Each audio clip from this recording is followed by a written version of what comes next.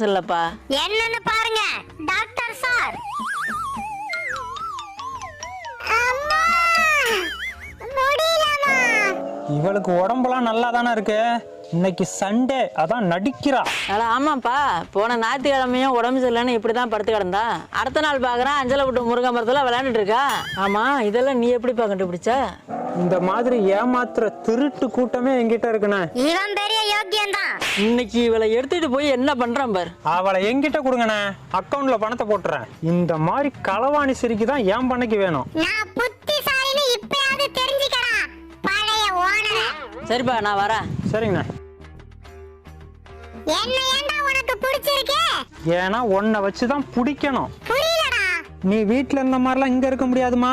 சுத்தி காடு, இங்க நாய் நரி பூனை கீரி எல்லாமே இருக்கும். ஐயோ, பயப்படாத, எல்லாத்துக்கும் கூண்டு வச்சிருக்கேன். அந்த கூண்டுக்கு பொரியாதான்